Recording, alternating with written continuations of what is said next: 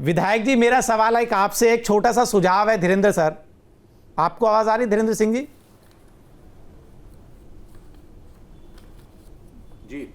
धीरेन्द्र सिंह जी, बस एक छोटा सा सुझाव है। जिस तरीके की पॉलिसी नोएडा में बना दी गई है ना, तो मुझे लगता है कि अगर इस पॉलिसी पे संज्ञान अभी से आपने ना लिया तो पॉलिसी जब आपके यहां पहुंचेगी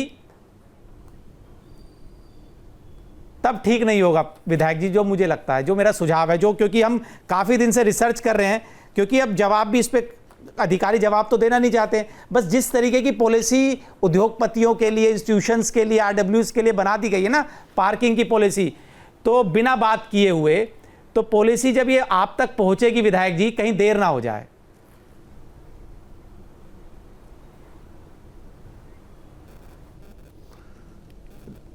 आर्य धीरेन्द्र सिंह जी, जसवंत सैनी जी राज्य मंत्री यूपी सरकार हमारे साथ जुड़े हैं। जसवंत सैनी जी, देखिए समस्या ये है अथॉरिटी की पार्किंग को लेकर। ठीक है, जहां मन हो पार्किंग बनाए। एक बार फिर से जुड़ने की कोशिश करेंगे। अनिल, आप अपना पूरा सवाल कीजिए धीरेन्द्र जी से। विधायक जी, उसकी ऑडियो में थोड़ी सी प्रॉब्लम आ गई थी। मैंने कहा था ये पॉलिसी आप तक ना पहुंच जाए, बहुत देर हो जाएगी। बीच में मत टोकिएगा। अगर कोई मंत्री भी आए तो उन्हें होल्ड कर दीजिएगा। ठीक है सर। अनिल जी बिल्कुल बताइए विधायक जी, हमारी उम्मीद आप ही से है। मेरी बात सुनिए पूरी। इस समस्या का मैं ही समाधान करवाऊंगा, और आपसे बात करते करते मैंने इसका पूरा कार्य योजना बना ली है। मेरा पहला प्रयास होगा कि मैं ये सरकार से लागू करवाऊंगा कि नोएडा और वहाँ आने वाले जो भी लोग हैं उन्हें ये पता हो कि नोएडा में कितने पार्किंग स्थल हैं। उन्हें ये पता होना चाहिए कि कहाँ कहाँ पार्किंग होगी और कितना शुल्क लगेगा, उसका ठेकेदार कौन है और कब तक उसका कॉन्टैक्ट है। और इसके लिए चूंकि आर्टिफिशियल इंटेलिजेंस का ज़माना है, मेरा प्रयास होगा कि एक बहुत बेहतरीन हम एप्लीकेशन डिज़ाइन कराने की तरफ बढ़ेंगे। जो असुविधा लोगों को हो रही है, हम तकनीक के माध्यम से उसे बहुत आसानी से सुलझा सकते हैं। किस पार्किंग में कितनी गाड़ियां खड़ी हो सकती हैं, यह भी तय किया जाना चाहिए। और मैं अनिल जी आप लोगों के साथ बैठूंगा, जो भी आपके सुझाव होंगे उन्हें अमली जामा पहनाने के लिए हमारा और आपका मकसद नोएडा और वहाँ आने वाले लोगों को सुविधाएं देना है। चूँकि हम एक अंतर्राष्ट्रीय स्तर के शहर हैं, हमने शहर बसाए तो हम अपनी जिम्मेदारी से बच नहीं सकते। मेरी सरकार इसीलिए अस्तित्व में है और मेरे मुख्यमंत्री का यही विज़न है कि हम वो बेहतरीन सुविधाएं जिससे लोगों का जीवन सुलभ हो सके, वो हम सुविधाएं नोएडा में और जो हमारे नए बसने वाले यमुना क्षेत्र के शहर हैं जहां अंतर्राष्ट्रीय एयरपोर्ट बन रहा है, वहां दें। इसकी दिशा में हमारे प्रयास भी जारी हैं। मैं सिर्फ आज आपको यकीन ही दिला सकता हूं, आपके साथ बैठकर हम समाधान की तरफ आगे बढ़ेंगे और मुझे पूरी उम्मीद है कि आने वाले समय में इसमें आपको सुधार नजर आएगा। इसी विश्वास के साथ आज बात भी हम लोग कर रहे हैं और लग रहा है अनिल कि जल्द ही रिजल्ट भी देखने को मिलेगा, क्योंकि संज्ञान में आ गया है बीजेपी एमएलए धीरेन्द्र सिंह के संज्ञान में। जिस मामले को एक बार पकड़ लेना उसे छोड़ते नहीं है। अमित से भी पूछे, कोई सवाल है अमित धीरेन्द्र सिंह जी से?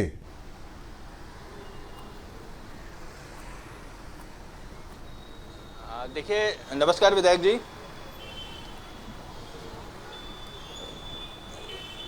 विधायक जी से बहुत पुराना मेरे ताल्लुकात हैं, बातचीत हैं, और विधायक जी को शुरू से जब से मैं जानता हूं, ऐसे पब्लिक से जुड़े हुए जो मुद्दे हैं वो हमेशा आगे लेकर जाते हैं।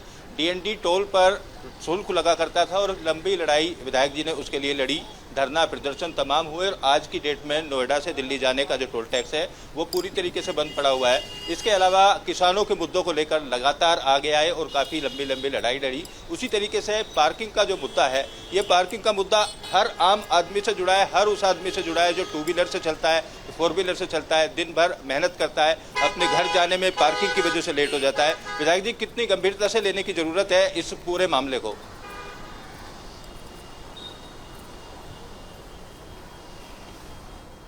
देखिए, आप इस पर चर्चा कर रहे हैं, पूरा प्रदेश और देश नोएडा की समस्या से वाकिफ हो रहा है, तो ये हमारे लिए कोई छोटी बात नहीं है।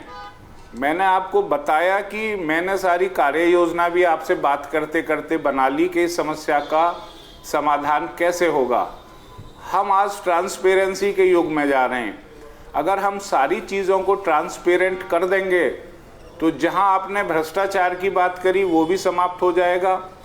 प्रदेश के मुखिया भी यही चाहते हैं कि शासन और प्रशासन के लोग ट्रांसपेरेंसी से चलें, तो हम इस दिशा में तकनीक का इस्तेमाल करके नोएडा जैसे शहर को एक बेहतरीन पार्किंग सुविधा वाला शहर बना सकें। आपके सहयोग से हम इस दिशा में आगे बढ़ेंगे और आपको इसके परिणाम आने वाले दिनों में नज़र भी आने लगेंगे।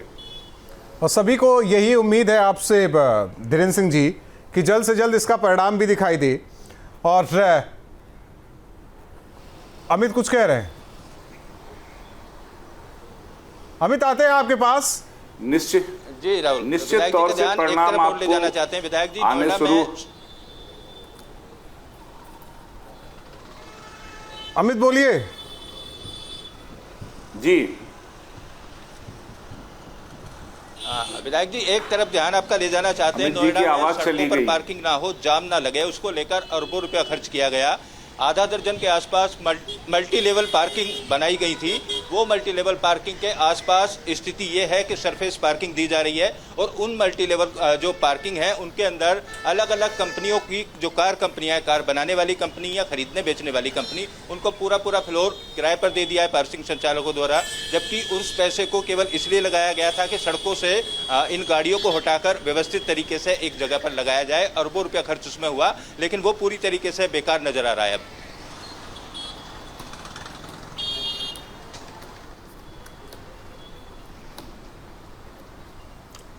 देखिए, मेरी आवाज सुन पा रहे हैं आप? आज पूरा प्रदेश सुन रहा है आपको। मेरी आवाज सुन पा रहे हैं राहुल जी? जी जी बिल्कुल बिल्कुल सुन पा रहा हूं।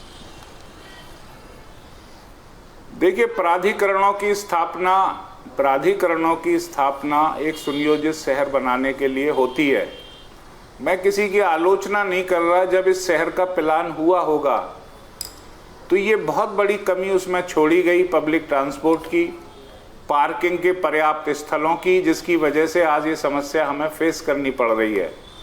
लेकिन 2017 के बाद बहुत सारी समस्याएं सरकार सॉल्व करने की दिशा में आगे बढ़ी है। और मैं भी आपसे यही कहना चाह रहा हूं कि जो समस्या आज आपने उठाई है, इस समस्या को हम निस्तारित कराने के लिए और उस अंजाम तक पहुंचाने के लिए जिस वजह से आप लोग आज यहाँ बैठे हुए हैं, मेरा और मेरी सरकार का पूरा प्रयास होगा। क्योंकि हमारी सरकार सिर्फ और सिर्फ जन कल्याण के लिए, लोगों को सुविधा देने के लिए और बेहतरीन जो हम स्मार्ट सिटी की बात करते हैं, हम करते ही नहीं हैं, उसे आगे भी ले जाने का प्रयास करेंगे।